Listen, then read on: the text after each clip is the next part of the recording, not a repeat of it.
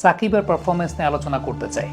সাকিব আল হাসান মানে master class performance কন্ডিশনটাকে as a bowler যেভাবে এক্সিকিউট বা ইউটিলাইজ করা যায় তার প্ল্যানটাকে খুব ভালো মতো করেছেন। সাকিব পরবর্তী সময় কিন্তু বলছিলেন যখন তার ইন্টারভিউ নেওয়া হচ্ছিল ম্যান অফ দ্য ম্যাচ নেওয়ার সময় যে এটা অলমোস্ট আমার সেকেন্ড হোমের মতো, so I know the condition very well, এবং এই কন্ডিশনে কীভাবে বোলিং করতে হয় সেই কাজটা সাকিব আল হাসান খুব ভালো মতো করেছেন। একটু দেখাতে চাই সাকিবের লাস্ট ওভারে আসার সময় একটা গ্রাফিক্স দেখানো হচ্ছিল যে সাকিবের বলগুলো আসলে কতটুকু উইকেটের কাজ বরাবর, অর্থাৎ উইকেট টু উইকেট চ্যানেলটাকে মেনটেন করে সাকিব কী পরিমাণ বোলিং করে গেছেন।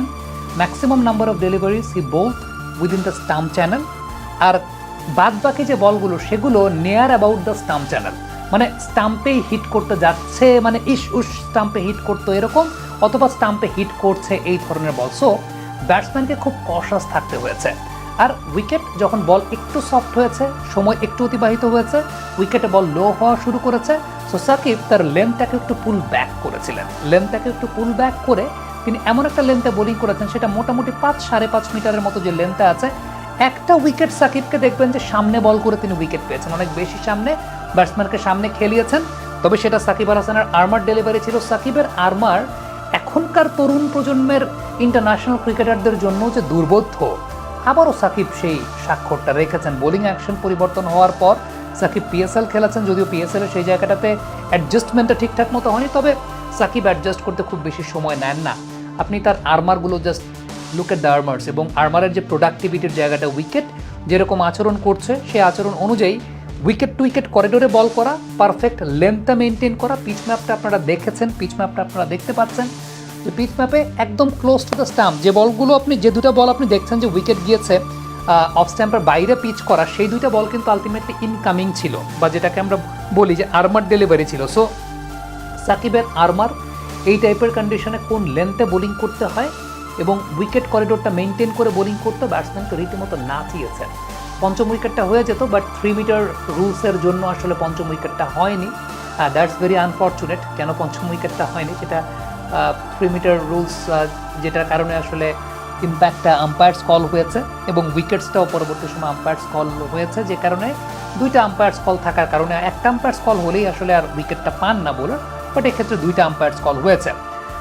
অ্যাজ আ ব্যাটার সাকিবের ব্যাটিং নিয়ে যদি বলতে চাই, চোখের যে সমস্যাটার কারণে হেড পজিশনটা সরে যাচ্ছিল, সাকিবকে আজকেও ফিতা কামড়ে ব্যাটিং করতে দেখা গেছে, কিন্তু অনেক বেশি মাত্রা স্টেবল লেগেছে হেড পজিশনটা।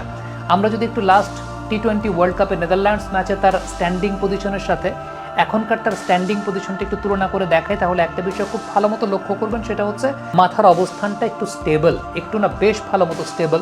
আজকে সাকিবকে আমরা এক্সট্রা কাভারে শট খেলতে দেখেছি, অফ সাইডে অনেক শট খেলতে দেখেছি। তার অন্যতম বড় কারণটা হচ্ছে হেড পজিশনটা এই লেগ সাইডের দিকে সরানো, হেড পজিশনটা স্টেবল। আরেকটা খুব ইম্পর্টেন্ট ব্যাপার যে হেড পজিশনটা স্টেবল হওয়ার কারণে যে অ্যাডভান্টেজটা হয়েছে, আপনি যদি সাকিব আল হাসানের ওই সময়কার ব্যাট ধরার স্টান্সটা যদি একটু লক্ষ্য করে দেখেন, তাহলে খেয়াল করবেন তার ইনিশিয়াল স্টান্সে ব্যাটের পজিশনটা পয়েন্ট আউট করছে উইকেট কিপার বরাবর, এখন তার ব্যাটের পজিশনটা ইনিশিয়ালি পয়েন্ট আউট করছে থার্ড ম্যান বরাবর। আফটার দ্যাট যখন তিনি ব্যাটটাকে শেকিং করছেন বল ফেস করার মুহূর্তে, ওই সময়টাতে অর্থাৎ তিনি যখন লাস্ট টি20 ওয়ার্ল্ড কাপ খেলেছেন, ব্যাটের পজিশনটা চলে যাচ্ছে ফাইন লেগ বরাবর, এখন তার ব্যাটের পজিশনটা উইকেট কিপার বরাবর, ওই পার্টিকুলার পজিশনটাতে। সো এখন তার ব্যাট আসছে থার্ড ম্যান থেকে উইকেট কিপার বরাবর, তখন সেটা উইকেট কিপার থেকে ফাইন লেগ বরাবর থাকতো, যেটা তার অফ সাইডে শট খেলতে একটা প্রবলেমের জায়গা ক্রিয়েট হতো, এবং ওই প্রবলেমটা আসলে তার হেড পজিশনের স্টেবিলিটি না থাকার কারণেই আসলে হচ্ছিল, যেটা এই মুহূর্তে সাকিব ওভারকাম করেছেন। This is Sakib Al Hasan for you. আমার কাছে মনে হয় যে আন্ডার প্রেশার, যখনই প্রেশার থাকে, সোশ্যাল প্রেশার, পলিটিক্যাল প্রেশার, নানা ধরনের প্রেশার, বাট ওই সব সময় মনে হয় মাঠের ক্রিকেটার সাকিব অনেক বেশি মাত্রায় পেতে ওঠেন। এর আগেও অনেক প্রেশার তার ছিল, মাঠের বাইরের অনেক প্রেশার তাকে হ্যান্ডেল করতে হয়েছে, ব্যক্তিগত জীবনের অনেক প্রেশার হ্যান্ডেল করতে হয়েছে, কিন্তু মাঠে যখন নেমেছেন ওই মাঠের পারফরমেন্সের জায়গাটা সবসময় 100তে 100ই ছিল। তো আজকে তার ব্যাটিংয়ের এই জায়গাটা আমার কাছে ব্যক্তিগতভাবে মনে হয়েছে যে একটা বড় বেশ ভালো কাজ করেছেন সাকিব। রিভার্স সুইপ করেছেন আজকে অনেক, এত রিভার্স সুইপ তাকে একটা সিঙ্গেল ইনিংসে, এটাকে খুব বেশি আমরা করতে দেখিনি। স্কুপও করেছেন, পারফেক্টলি তিনি খেলতে পেরেছেন, লাইভ পেয়েছিলেন পয়েন্ট অঞ্চলে, এটা মেনশন করতে হবে, বাট লাইভ সেটা একটা ব্যাটসম্যান পেতেই পারেন, কিন্তু তারকে ব্যাটিং অনেক স্টেবল মনে হচ্ছে। আর বোলিংয়ে সাকিব সেটা সবসময়ই এরকমই সাকিব বোলিংয়ে করবেন, এটাই করা করবেন। তার আর্মার যে এখনও এখনও দুর্বোধ্য আবারও দেখা গেল? কমেন্ট বক্সে মন্তব্য জানতে চাই।